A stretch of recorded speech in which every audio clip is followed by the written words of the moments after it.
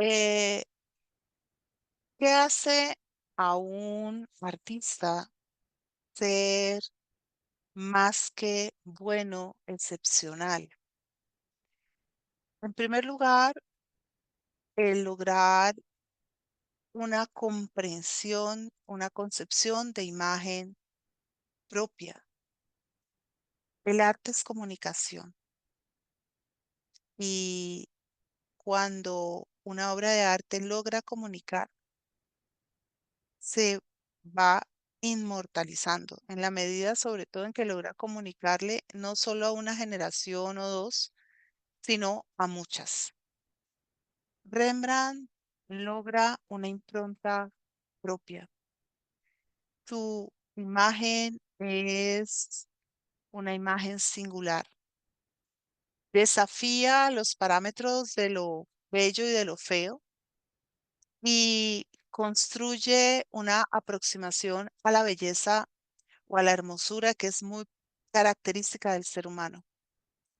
La belleza en Rembrandt no se da por una perfección estética en el sentido de las medidas o de las formas eh, perfectamente acabadas, sino más bien en una capacidad para proyectar lo humano de una forma profunda, cálida, sensible y honesta.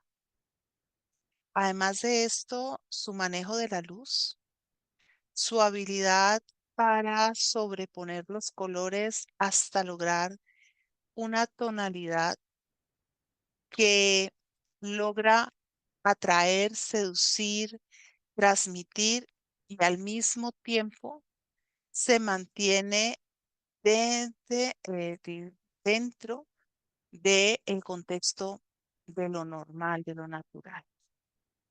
Arrancamos con esta obra, Cristo y la mujer adúltera. Ya la habíamos visto, creo, pero la voy a retomar un momentito.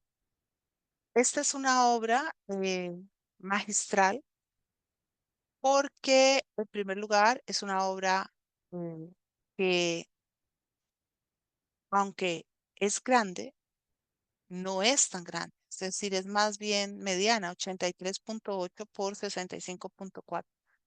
No es algo así descomunal. Y sin embargo, el margen de la escena lo es.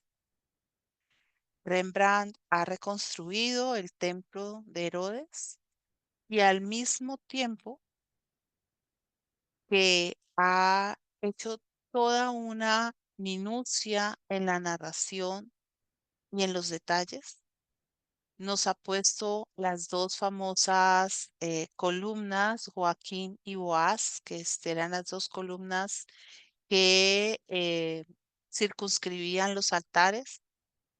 Ha logrado un cierto espectro de monumentalidad en el primer plano, donde circunscribe a un Jesús muy natural, un Jesús que transmite paz y que enfrenta digamos, la disyuntiva que le presentan los sacerdotes del Sanedrín cuando le ponen la cascarita en relación a la mujer adúltera. El manejo de la luz es bellísimo y ya nosotros habíamos visto la imagen, pero no la habíamos visto tan particularizada y me gustaría aquí detenerme un poco. Miren la manera como Rembrandt destaca la luz sobre el metal, sobre la tela y cómo hace una distancia entre esta luz brillante de los acusadores y una suave luz que se detiene sobre la figura de Jesús y sobre la mujer que llora arrepentida frente a él. Ahí lo ven. Miren cómo trabaja preciosamente el manto, ¿no?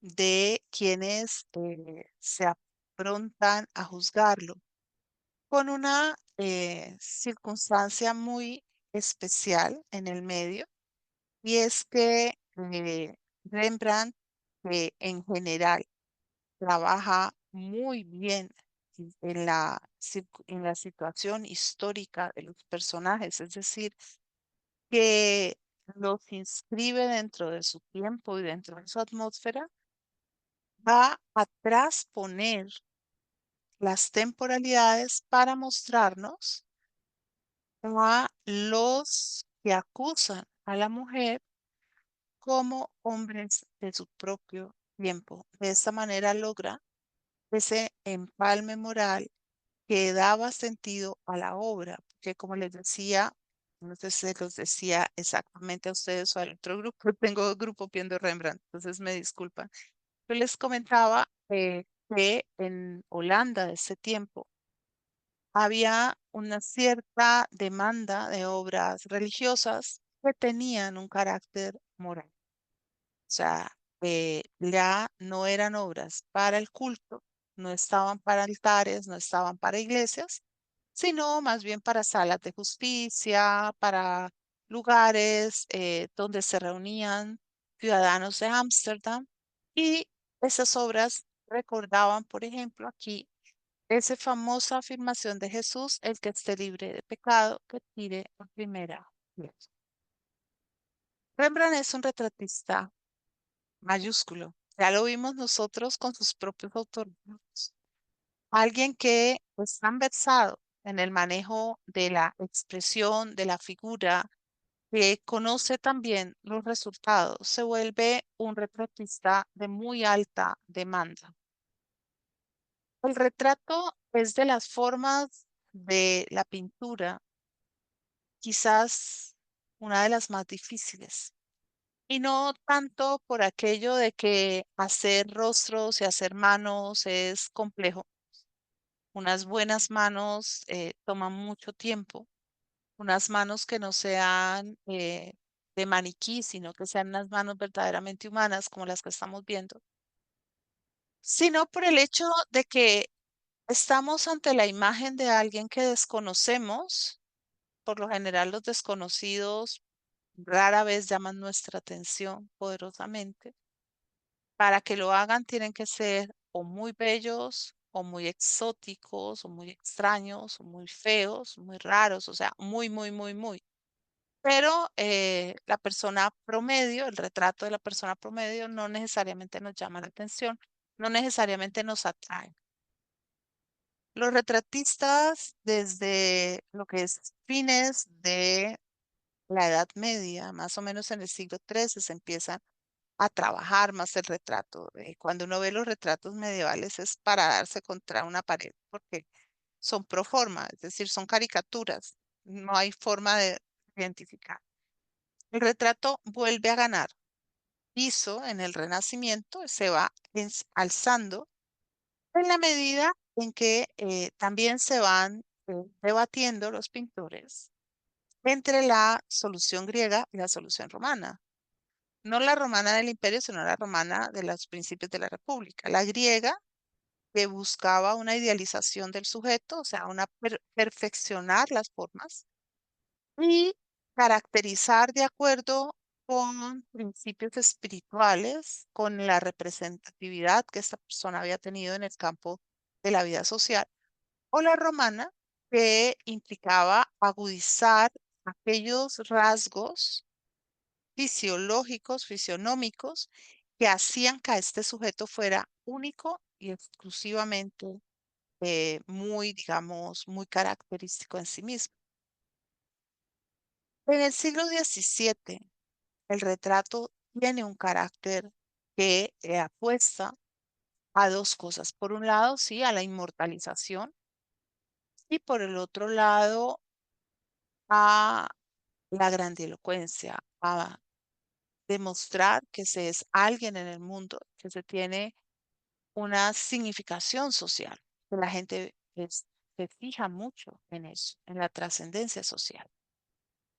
Entonces, los retratistas del siglo XVII buscan especialmente exaltar estas formas que son tan propias de la vida, digamos, de la vida de estos personajes en particular.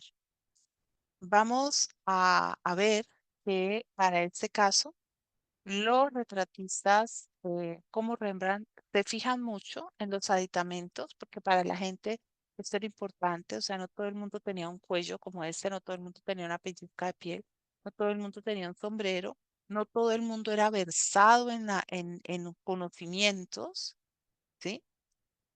Y complementan estos elementos que tienen que ver con lo que se posee con elementos de carácter, ¿no?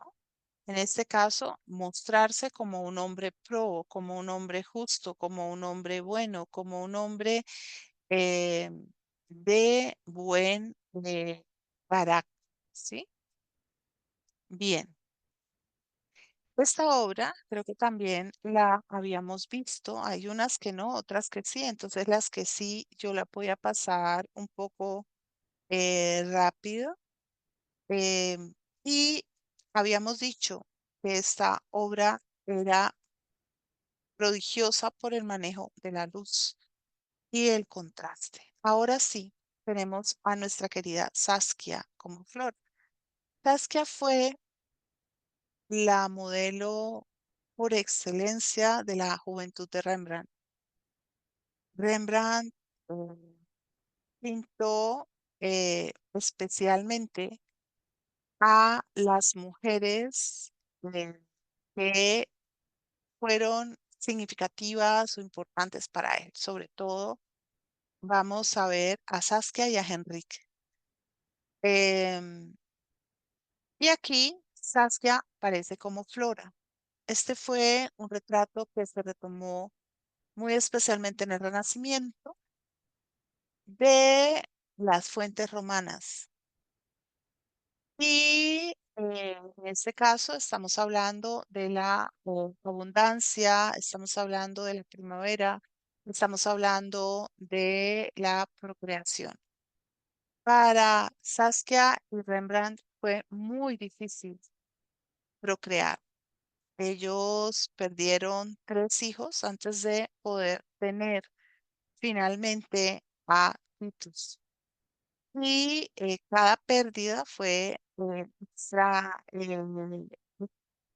extremadamente dolorosa, fue extremadamente difícil para ellos.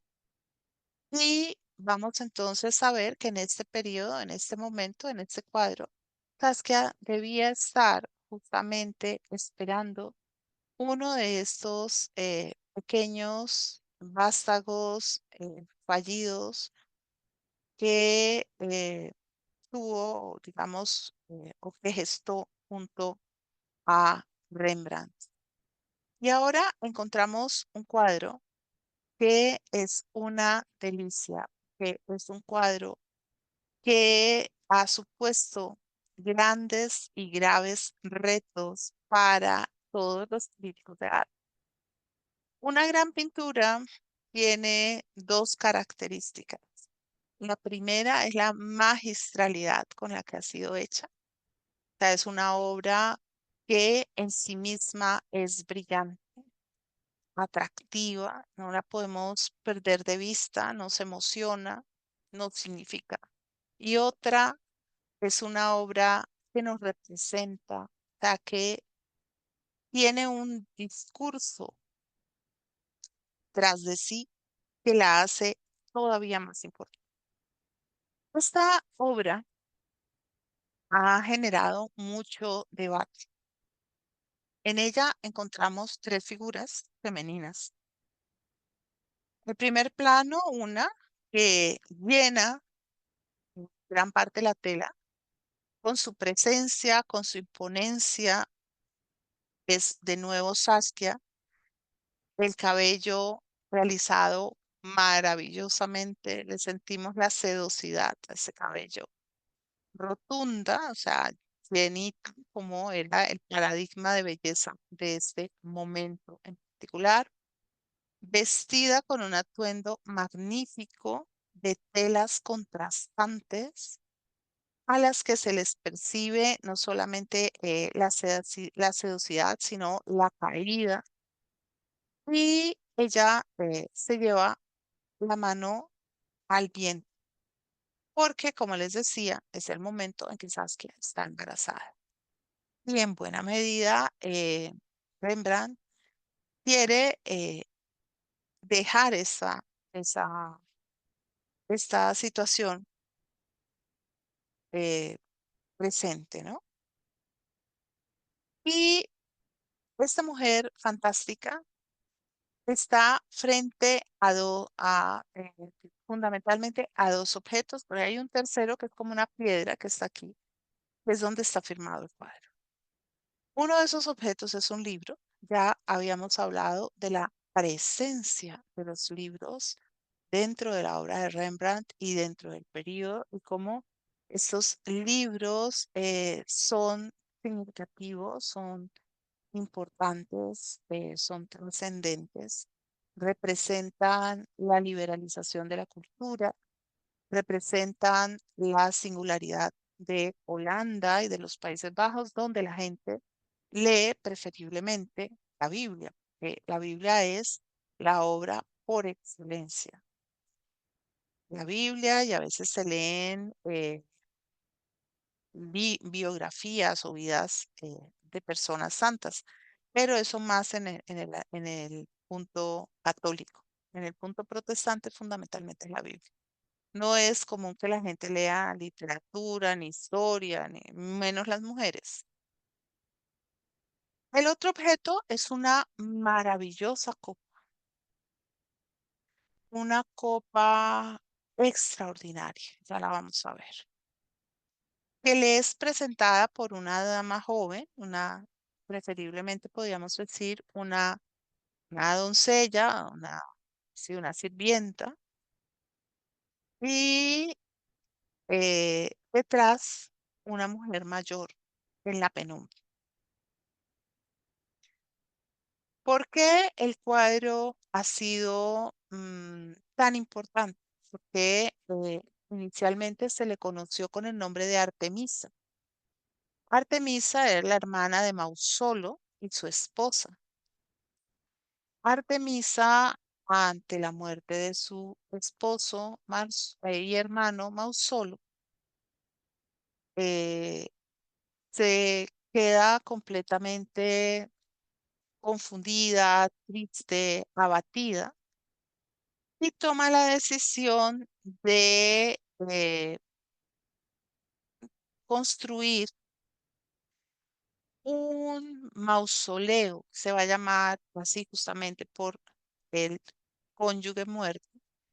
Es una tumba extraordinaria que pasará a la historia como una de las 7 maravillas de la humanidad.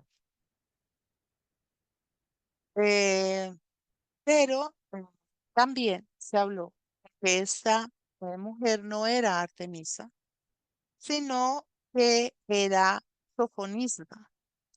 Sofonisba es una princesa númida que va a estar dentro de la guerra de la Segunda Guerra Púnica y que cuando los ejércitos de Publio Cornelio Escipión están fuera de el lugar donde ella se encuentra, toma veneno que le es entregado justamente por Masinisa, quien había estado enamorado de ella en su juventud.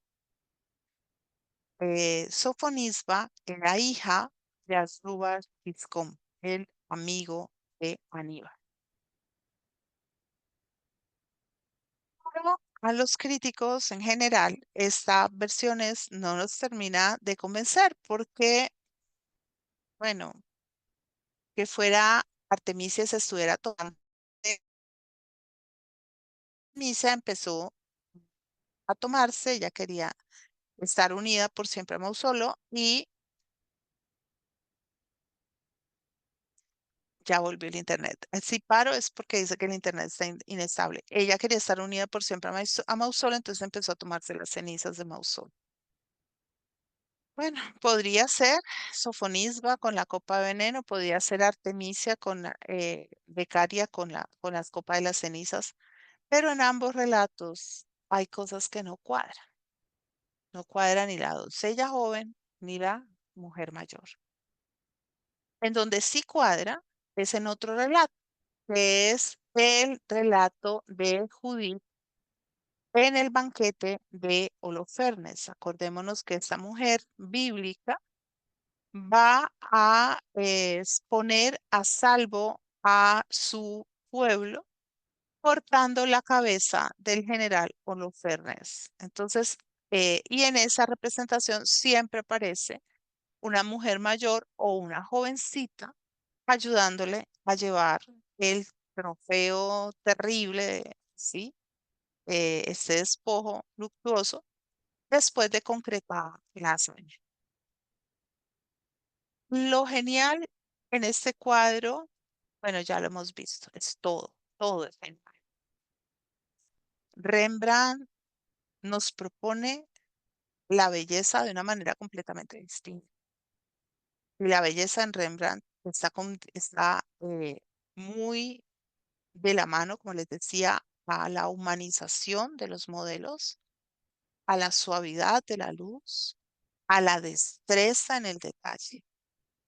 Es absolutamente hermosa la forma como ha realizado las ropas, el detalle, la manera como ha logrado establecer las distintas, digámoslo así, los distintos materiales. Ahí lo vemos. Además, cómo ha hecho lo tornasolado de la copa, ¿no? Y en todos los casos, ¿sí? Se ha llegado, digamos, a la misma conclusión y es cómo se trata de una mujer noble que demuestra su nobleza a través de un acto de valentía. Ese acto es suicidarse como Sofonisba para que no caer presa de los enemigos de su padre.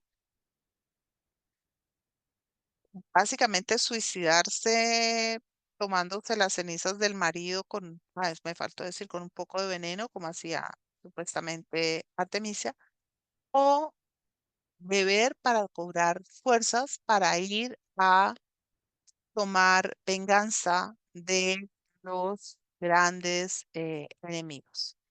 Bien, ya habíamos visto una versión de Saskia como Flora. Aquí está Saskia 1634.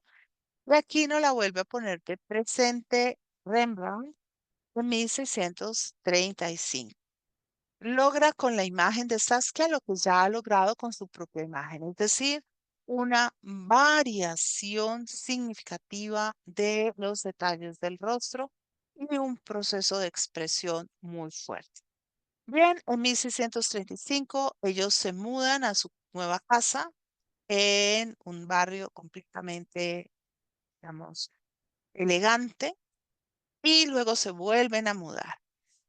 Y allí Rembrandt hace alarde de riqueza, o sea, tiene mucho dinero, pero el dinero, así como lo recibe, asimismo lo va a gastar. Trabaja incesantemente, hace muchas obras de ilustración, trabaja también al óleo, y especialmente lo vemos aquí en este sacrificio de Isaac, donde vemos cómo hay una abrupta interrupción del sacrificio por parte del ángel. No es algo así como tan calmado, sino que es algo verdaderamente fuerte. Y la luz es una luz que es dramática. Las tonalidades mismas, los tonos que él usa como entre rojos y cafés, hacen que el dramatismo de la escena sea mayor. Y ahora llegamos a uno de los temas favoritos del siglo XVII y de Rembrandt. Rembrandt es maravilloso trabajando este tema. Este es un tema que se puso muy de moda precisamente porque el siglo XVII fue un siglo de vuelta atrás hacia lo moral. Entonces, en el siglo XVII está el tema de Judith y Holofernes, está el tema de Susana y los viejos, está el tema de Esther y Artajerjes, que modulan el temperamento y la conducta moral de la mujer. Susana y los viejos es un tema que tiene una cantidad de aristas significativas. Versa sobre la casta, la historia de la casta Susana, que está en la Biblia, que cuenta que Susana iba a la piscina, creo que de Bethsaida, a bañarse para purificarse. Las mujeres tenían que ir a purificarse después de tener la menstruación. Y ella se está bañando allí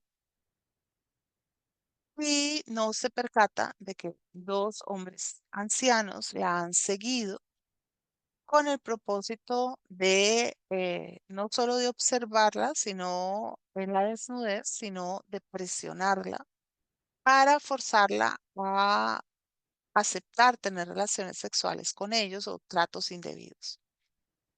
Cuando Susana sale del agua ya pura, ¿no? Ellos la rodean, la dejan notar su presencia y la chantajean, le dicen que o ella accede a estar con ellos o ellos van a proceder a denunciarla ante su marido y ante las autoridades y ante el rey Salomón por ser una mujer adúltera, impura. Eso suponía una muerte por lapidación. Pero Susana es consciente de que ya no ha hecho nada malo, así que les dice que presenten la queja. Y ellos van a presentar la queja ante el rey Salomón. Pero como este es sabio, les dice que está de acuerdo en oír sus testimonios, pero que quiere oírlos por separado. Cuando escucha el primero de los viejos, le pregunta dónde estaba él cuando vio a Susana o cuando Susana, porque ellos dicen que Susana se les insinuó. eh, que dónde estaba él cuando Susana se le acercó para insinuársele y él dice que debajo de una palmera. Llaman al otro y el otro dice que debajo de un, sí, como digamos, de un cedro. Entonces Salomón se da cuenta de que están mintiendo, Susana sale invicta y los viejos son despojados de sus eh, cargos. Este ya lo habíamos visto, pero lo volvimos a ver porque yo les dije cuando lo vimos que este era un retrato que se hace en parejas. Son retratos de boda. Así que a Martin Solmans le acompaña el retrato de la novia, ¿sí? Eh, creo que estamos de acuerdo en que la novia es un poco intimidante, pero lo que queremos ver no son las fotos simplemente de los personajes, sino la manera como Rembrandt ha sacado partido de exponer lo que para estos dos sujetos será más importante exponer. Primero, iban muy a la par, ¿no? Casaban muy bien el uno con la otra. Y segundo, ambos eran muy ricos y estaban vestidos en el sumo de la elegancia de su tiempo. Aquí vemos la maravilla, o sea, el rostro perfectamente encarnado, ¿sí? De Martin. Esa es una de las cosas grandes que sabe hacer Rembrandt. Rembrandt hace encarnaciones perfectas. Es decir, a Rembrandt no se le escapan los detalles de los colores de la piel. y logra entonces efectos de una marcada naturalidad, especialmente en los rostros, pero también en las manos, ¿sí? Y el maravilloso adorno de su cuello, así como los fantásticos adornos de los zapatos, ¿sí? Las medias y en el caso de ella, las mangas, las joyas, las perlas. Miren ustedes la tela del vestido, la cadena. No es solamente la pulcritud del detalle, es la luz que se desplaza sobre estas prendas y las hace absolutamente naturales. No es ese el único retrato en el que Rembrandt saca a relucir toda su habilidad. También lo hace en este retrato de un joven caballero. Este cuadro está aquí porque fue un golazo. Imagínense que este cuadro fue atribuido originalmente a uno de los ayudantes de Rembrandt. Y por tanto tenía un precio muy inferior, ¿sí? Este cuadro fue creado en 1634, de acuerdo con Jan Six, que es el historiador de arte, y Marchand, que fue muy amigo de Rembrandt, y después no fue tan amigo, y que hizo un inventario, un desarrollo de toda la obra de Rembrandt en su tiempo. Este es el señor que heredó el cuadro y esta es su cara de satisfacción cuando se dio cuenta de que el cuadro no era ninguna creación de ningún discípulo de Rembrandt, sino del mismísimo Rembrandt. ¿Cómo se sabe eso? Eso se sabe en la historia del arte porque cada pincelada de un pintor es única. La forma en que el pintor desplaza el pincel, las direcciones, el grado de intensidad, los desarrollos, la forma como construye la luz, cada cosa de esas es una marca, una huella digital. Entonces, cuando vieron eso en el cuadro, pues el cuadro fue identificado como un Rembrandt y ganó inmediatamente un precio exorbitante. Dentro de los temas que se pintan con mayor frecuencia entre el siglo XVI y XVII es este, el de Danae. La pintura mitológica fue muy importante específicamente porque fue una pintura que tuvo siempre la posibilidad de permitir el desnudo. Esa era otra razón por la que Susana y los viejos también se podía pintar mucho, o Adán y Eva. El desnudo estaba muy censurado, tanto por la Iglesia católica como por la Iglesia protestante. Y uno de los temas que llamaba mucho la atención era el de Danae, un tema que fue muy trabajado, especialmente por Tiziano. Rembrandt también lo hace. Y vamos a ver ahora las distancias con Tiziano. Este es el Tiziano. Tiziano hace tres versiones de esta obra. La más conocida es la de Prado, pero a mí la que más me gusta es esta, que es la del Capo di Monte en Italia. Tiene una en el Prado, está el Capo di Monte en Italia y tiene otra en el Hermitage. Pero a mí la que más me gusta es esta. Y esta es la que quizás más se acerca a la de Rembrandt, ¿sí? Vamos a ver qué hay de cercano y qué hay de lejano.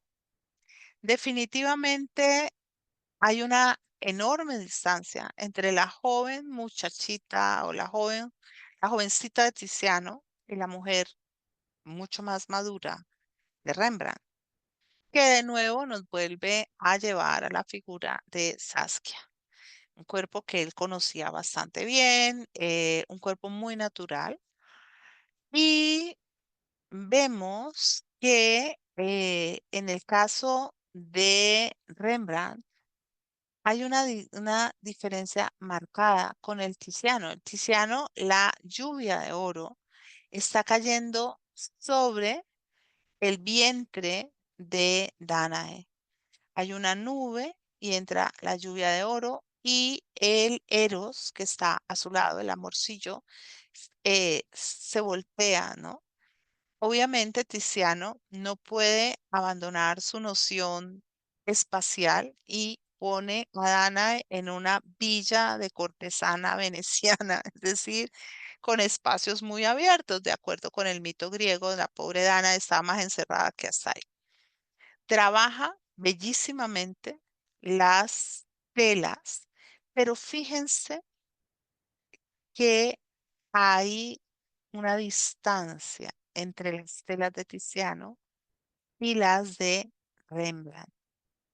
En Rembrandt se llena la atmósfera de una naturalidad distinta. La luz es el mayor indicativo. La lluvia de oro viene de este amorcillo dorado y hay un esfuerzo por ubicar los muebles y el ambiente de acuerdo con el momento.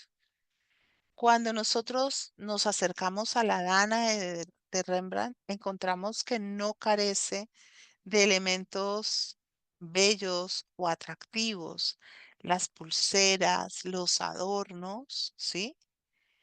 Y una actitud muy natural, natural de otro modo, pero igualmente muy natural. Detrás de ella está la mujer que la mayor que la cuida y que tiene las llaves de su confinamiento, ¿sí? Vemos que el amorcillo dorado tiene un rostro como de sufrimiento. Ella está como en una posición, digamos, como elevada, muy distinta a la laxitud de la Danae de Tiziano, porque los modelos de Tiziano son por lo general son cortesanas, o sea, está embebida, hay algo mucho más hedónico en esta Danae. Esta otra está, digamos, mucho más ajena al acontecimiento y está igualmente contenta. Esta es la del Prado, ¿sí? Que es la más famosa de las Danaes de Tiziano. Bien, ahora entramos a un tema que se trabajó bastante en los Países Bajos. Rubens lo trabaja mucho, el de Sansón y Dalila. No se encuentra tanto en la parte italiana. Y aquí vemos el momento en el que tras haber cortado el cabello a Sansón, Dalila huye de la escena mientras Sansón es cegado por los filisteos. Es una escena muy cruda, muy fuerte, de mucho movimiento, de mucha agitación. De nuevo, Dalila es el rostro de Saskia y ya lo vamos a ver en la ronda nocturna, porque este es un movimiento que está presente también en esa obra. Aquí lo vemos aclarado y ahí en la luz natural del cuadro. Es mucho más efectista, con unas transiciones mucho más suaves y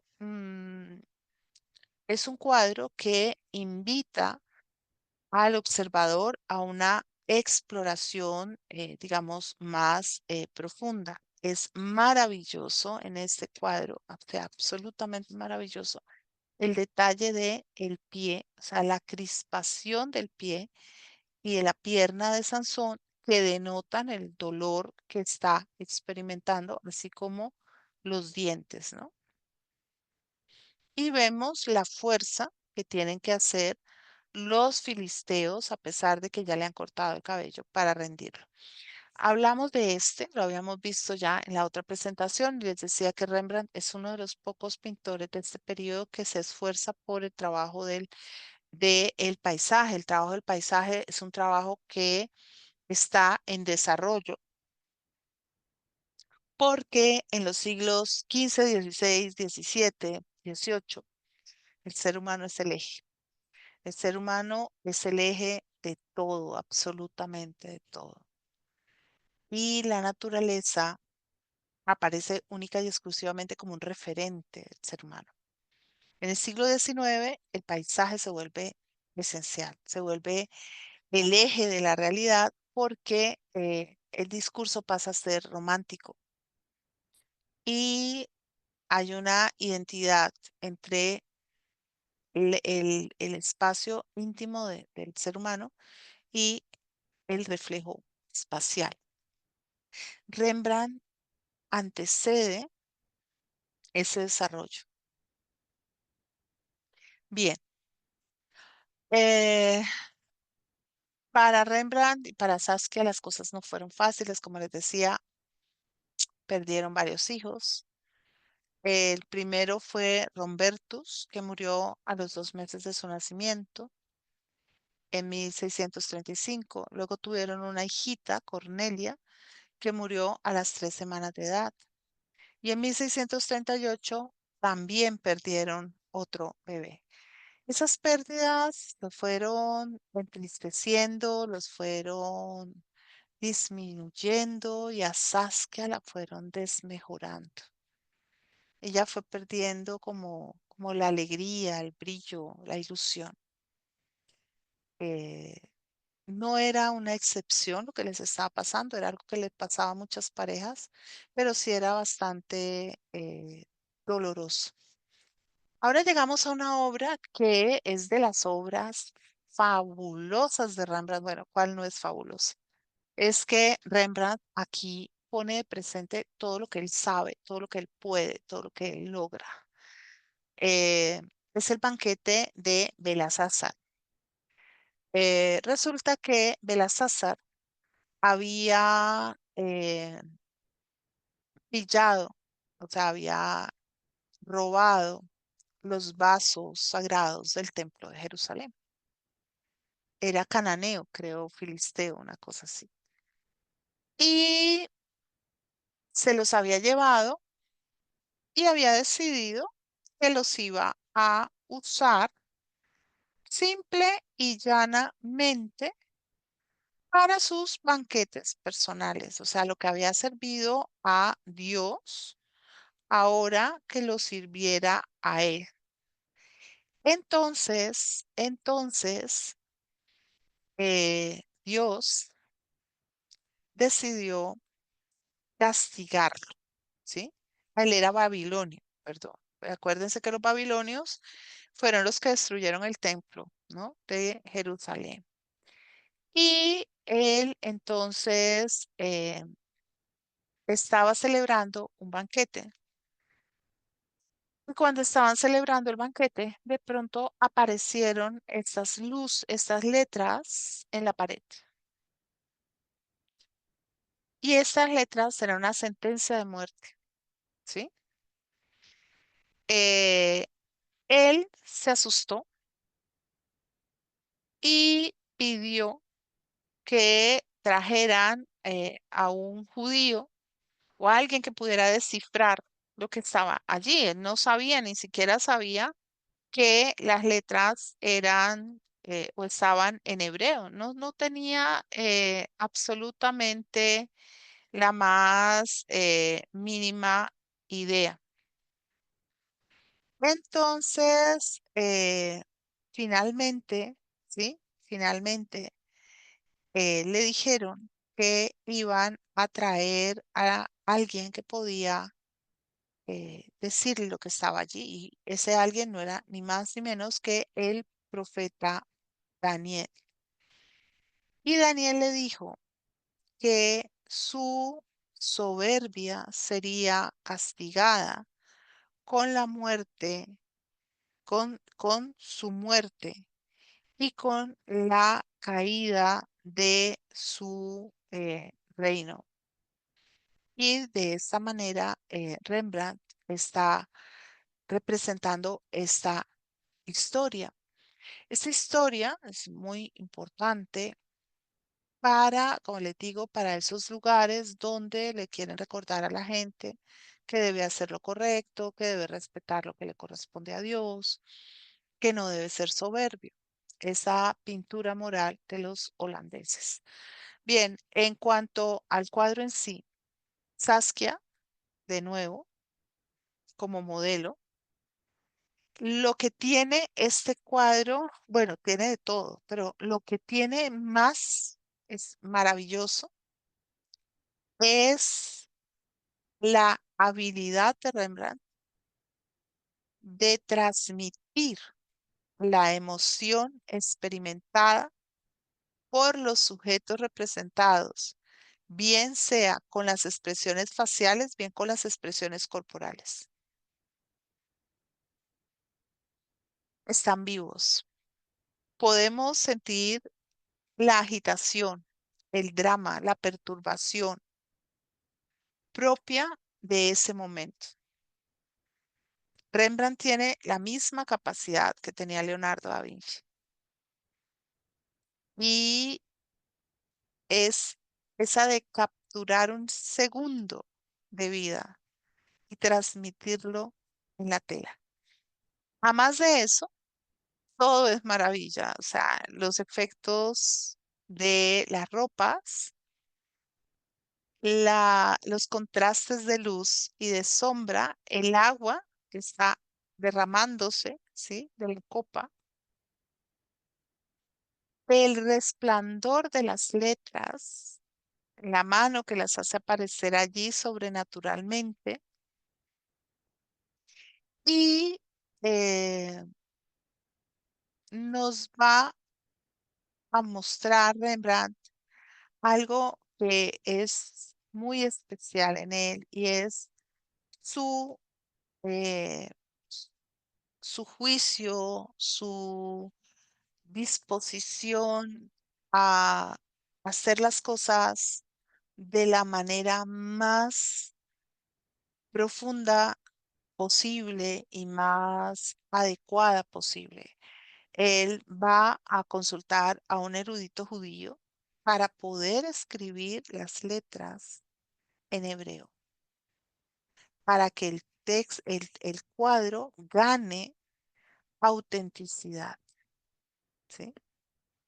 Entonces, ahí lo vemos.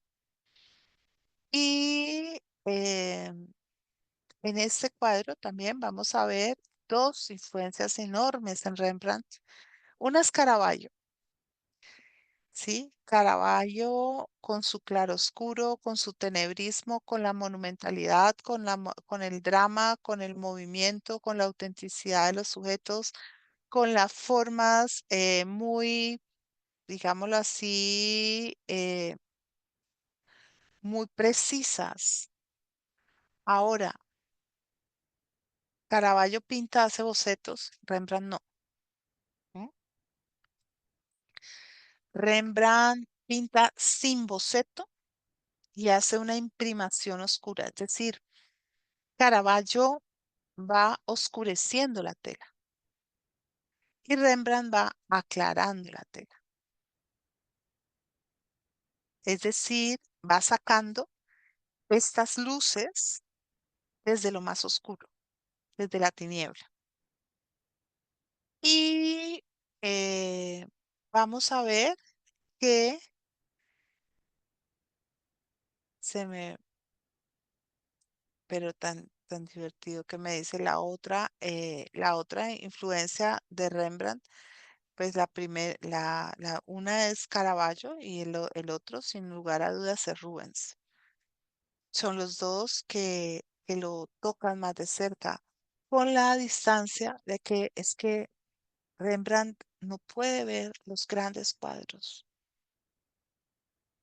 Rembrandt solo ve las copias de los grandes cuadros, porque nunca va a Italia. Y para ver esos cuadros que ve Rubens y que ve Caravaggio y que ven que son los Tizianos y los Miguel Ángel, tendría que haber ido a otros lugares, pero él no va.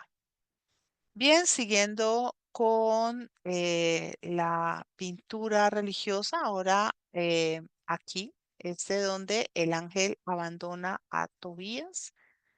Es uno de los elementos importantes que vamos a observar. De nuevo, la capacidad de Rembrandt, que es la que tiene que ver con esa habilidad para capturar ese momento, para mostrar los espacios emocionales, la forma como emocionalmente se proyecta la realidad en las diferentes personalidades que están allí de por medio. Y vamos a ver todo el elemento proyectado en el drama de la luz que cobija a el ángel, que es uno de los elementos más importantes, ¿sí? Y vamos a ver una cosa que es muy especial y tiene que ver justamente con la manera en que ponemos a volar a los ángeles. Es que los ángeles son un problema gravísimo para la historia del arte. O sea, cómo les vamos a dar forma, cómo vamos a hacer que que estos ángeles parezcan, ¿sí? Parezcan verdaderamente naturales, ¿sí? Y eso es uno de los temas importantes para la historia del arte, así como las alas del ángel. Miren cómo él le da ese toque dorado. Ahora Cristo y María Magdalena, estamos en el momento de la resurrección. La luz vuelve a ser el elemento protagónico, esa capacidad de Rembrandt de hacer esos entre cafés y rojizos, y la manera de trabajar y tratar la imagen para darle, por ejemplo, a esas imágenes de los ángeles como como si fueran superpuestas.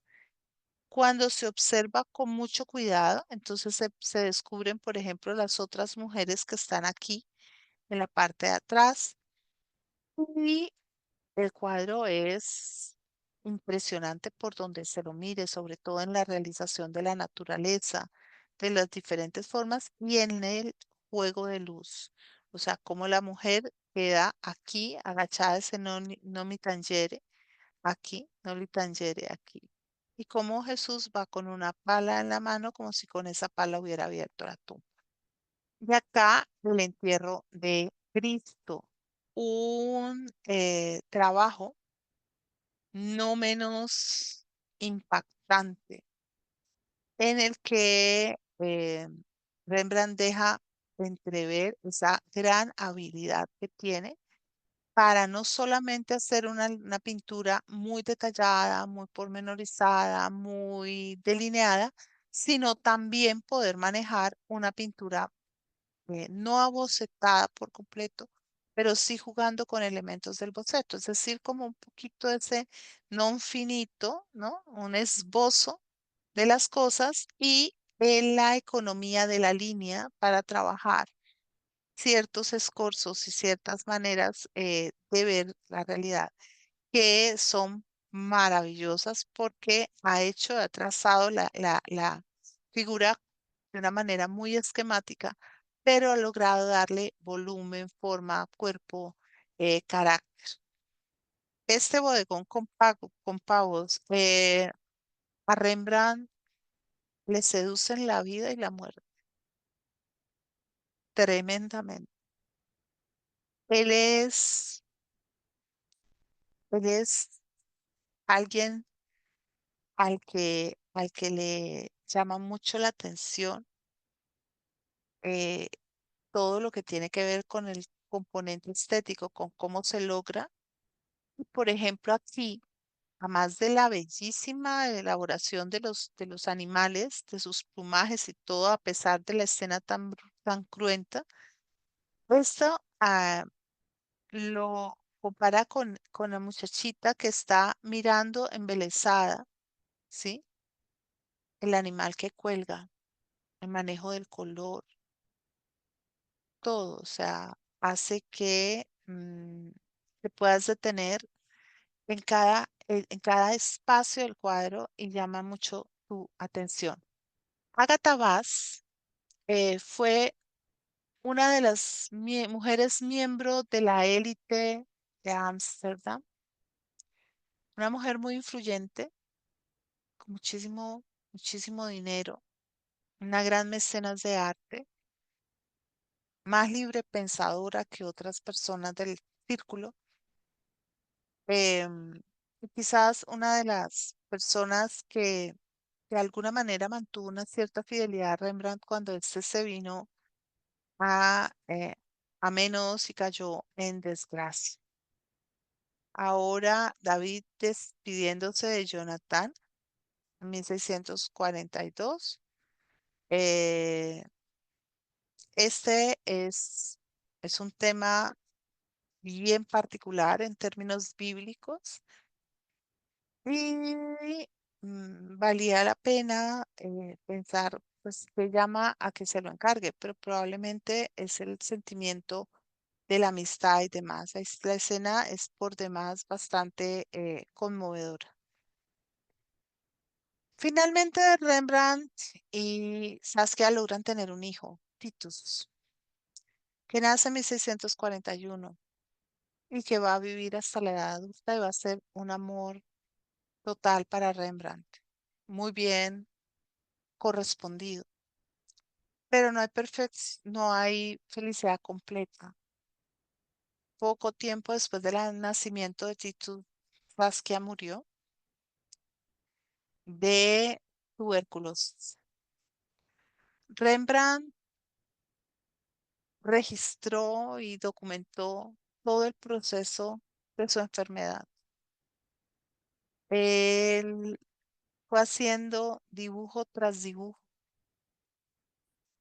y fue mostrando muchas escenas de cotidianidad con su hijo, así como el agotamiento físico, el dolor, el malestar, la limitación, hasta llegar a la muerte. Eh, Estos dibujos se vuelven un testimonio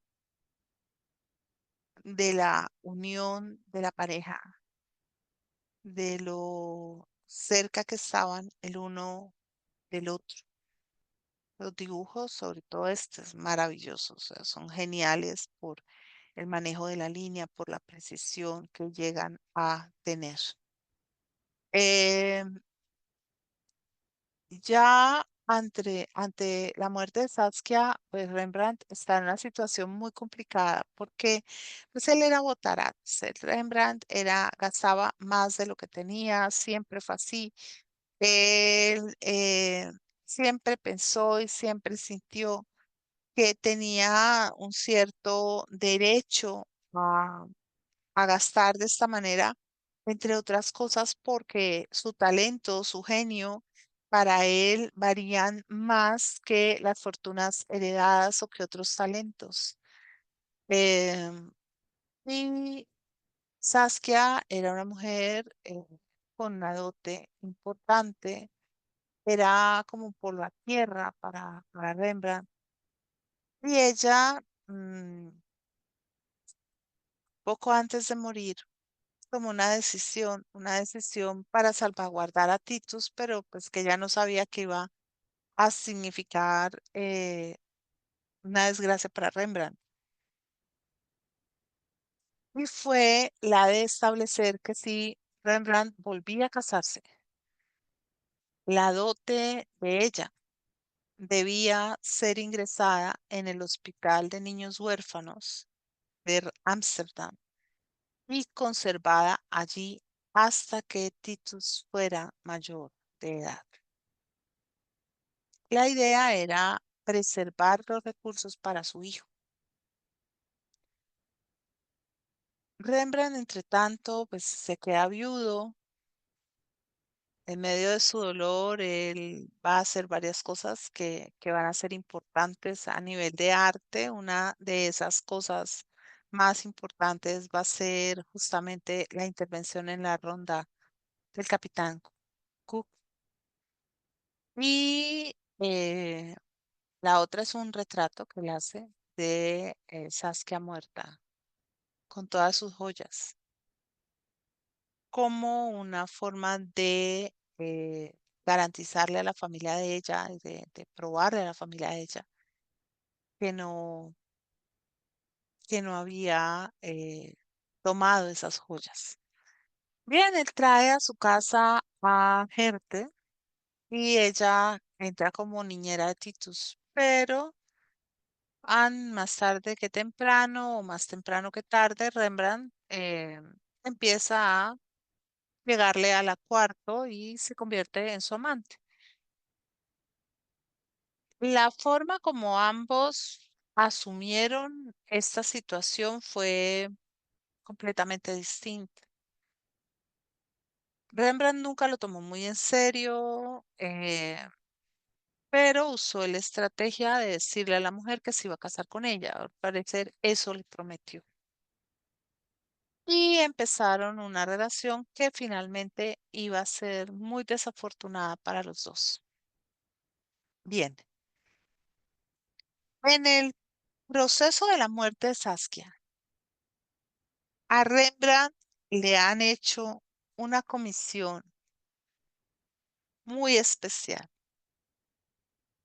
Esta obra que se llama La Ronda del Capitán Cook, pero que fue conocida durante muchísimo tiempo como la ronda nocturna. Es más, todavía hoy se conoce como la ronda nocturna. Es un lienzo de grandes proporciones, 4,37 por 3,63 centímetros. Ese lienzo se pintaba como se pintó la lección de anatomía del doctor Turk. Quiere decir que no es simplemente un cuadro con una composición para mostrar un momento, sino que es una gran obra que recoge retratos y inmortaliza a personajes que participaron juntos de un acontecimiento significativo. Así que mm, a Rembrandt, cada uno de los hombres en escena le pagaba. Y de acuerdo con lo que le pagaba, tenía un lugar. Este tipo de cuadros son muy comunes en este periodo en Holanda y se pintan muchos. Se llamó La Ronda de la Noche porque el cuadro estaba bastante más, digamos, más oscuro eh, por la, digamos, suciedad acumulada a lo largo de los años. Luego se lo restauró y se vio que era más, digamos que no iban tan de noche. Bueno, estos señores tenían una idea de cuadro. En el cuadro ellos se iban a ver casi todos si no en un primero, en segundo o tercer plano. Estaban esperando un cuadro convencional, pero Rembrandt no hizo un cuadro convencional. Sí, la lección de anatomía del doctor Turp fue un cuadro que fue recibido con vítores por el público y por los quienes lo encomendaron. Este cuadro fue un desastre. Sobrevivió a duras penas, entre otras cosas porque se ha sido un cuadro mutilado, casi que dejado de lado. ¿Qué fue lo que generó tanto malestar? Pues que Rembrandt hizo lo que quiso y no lo que ellos esperaban. Y esa es precisamente la razón por la que este cuadro es tan exitoso. Para empezar, Rembrandt, en aras del realismo, sacrificó ciertos rostros. Algunos a duras penas se veían y otros ni siquiera se vieron. Em, Perdían completamente protagonismo, salvo las dos figuras centrales, la que son el capitán Frank Cook y su, digamos, teniente. Los otros no destacan tanto, pero el que sí destaca es una figura extraña que aparece de improviso, que tiene el foco de la luz y que fue introducida ahí probablemente a raíz de la muerte de Saskia o en el proceso de la agonía de Saskia. Ni qué decir que a los caballeros esta imagen no les cayó para nada bien. Ellos seguramente esperaban un cuadro en formación, como hay muchos, y no esta algarabía de movimiento tan vibrante como nos la entregó Rembrandt. Aquí vemos quiénes estaban ahí. Se han podido, eh, se han podido identificar muchos de los que parecen, otros no. Ya se imaginarán ustedes la frustración si habían uno pagado para aparecer en el retrato y resulta que Rembrandt no lo introdujo. Y en cambio introdujo unos seres extraños, este por ejemplo. Y sobre todo la figurita femenina también le dio bastante protagonismo a un perro callejero que está allí. Eh, Toda la escena está al aire libre, como les decía, no es de noche. Y lo que, bueno, es que el cuadro, es difícil ver el cuadro. ¿Por qué? Porque cuando uno sabe que se está enfrentando a una obra maestra de antemano, cuando uno está viendo una obra maestra de antemano, el hecho de decir obra maestra ya hace que la visión no sea algo tan espontáneo ni tan libre, sino que esté condicionada. Una de las cosas que yo siempre me pregunto y siempre me he preguntado desde que trabajo con historia del arte es qué hace que un cuadro sea único, qué lo hace especial, qué lo constituye en una obra de arte. Lo primero que le puedo decir es que en el arte como en el universo, lo perfecto es imperfecto. La imperfección, en buena medida, jugando contra la perfección, porque eso lo hace más significativo. Los pintores saben, así como un comediante, una comedia donde todo es ja, ja, ja, ja, ja, no es cómica. La comedia, para ser muy cómica, tiene que tener un contrapeso con la seriedad. Entonces, muchas veces uno lo ve en las parejas de cómicos. Uno va en serio y el otro va en broma. Y eso hace que la dinámica sea más importante. Así que algunos elementos que no son tan perfectos ayudan a resaltar a los que sí lo son.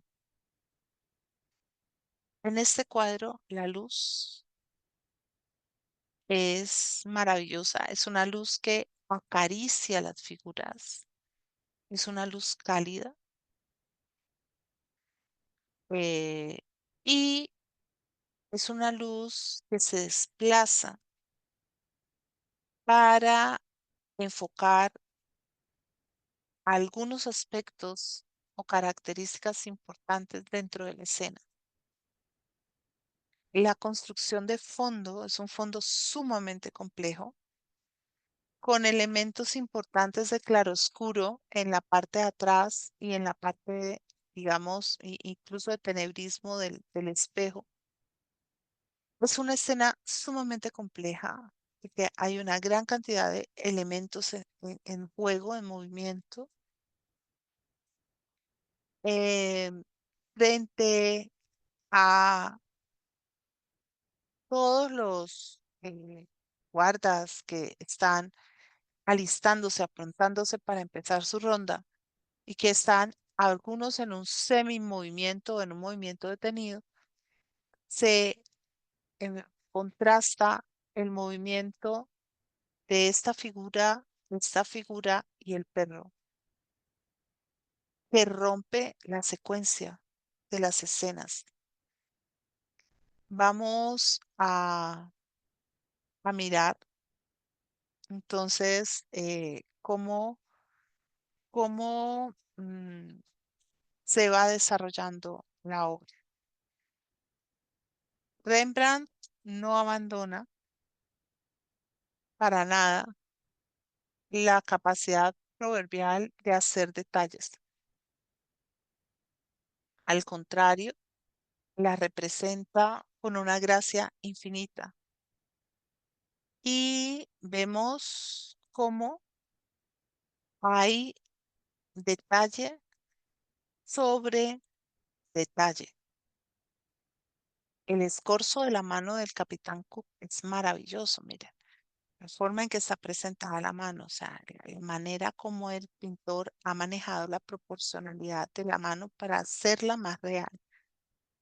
Em, los pliegues de los vestidos, ¿sí?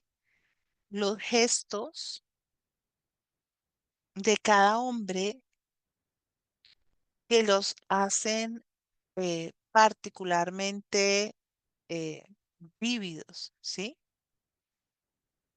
Eh, la escena se desplaza en un momento en el que nos da la idea de que algo va a ocurrir y que estamos en un previo a que algo suceda.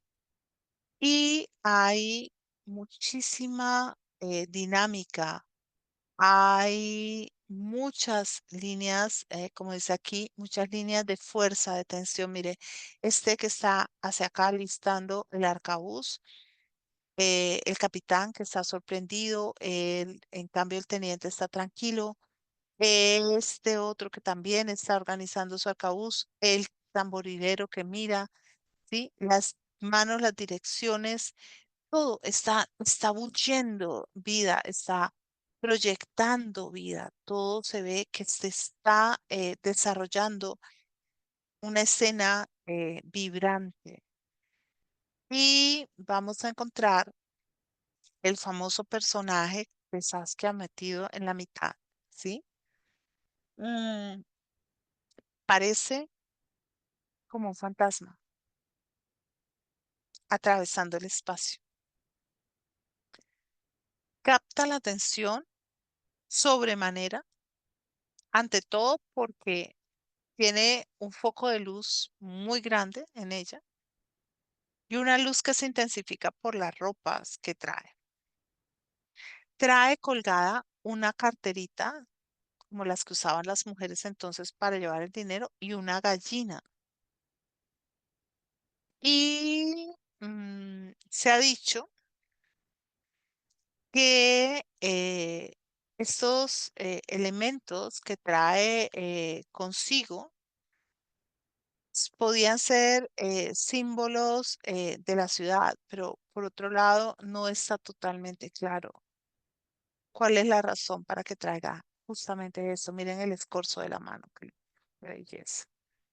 Es una maravilla, ¿sí? Y mm, los personajes, miren, el escorzo de la lanza también. O sea, nos los muestra tal como debe verse en la vida real.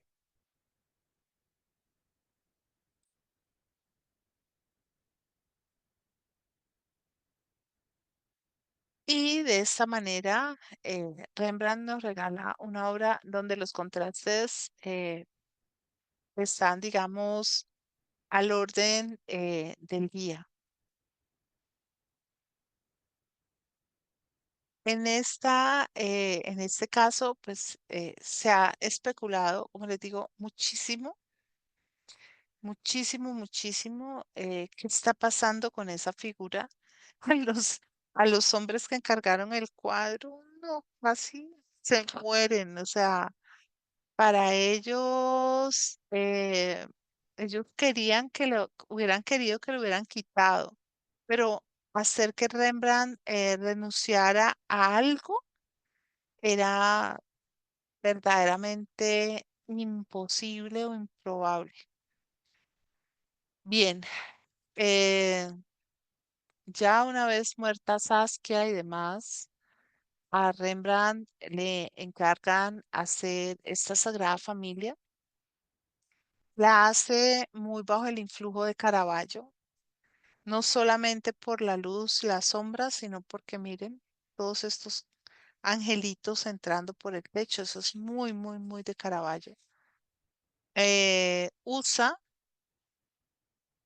la estrategia de de las escaleras y nos presenta los materiales de trabajo de San José. Probablemente se haya basado en la figura y en el recuerdo de Titus para hacer al niño. Esa es de las cosas que me gustan más de Rembrandt, esta niña en la ventana de 1645. Es una obra muy bella en su simplicidad y en su complejidad.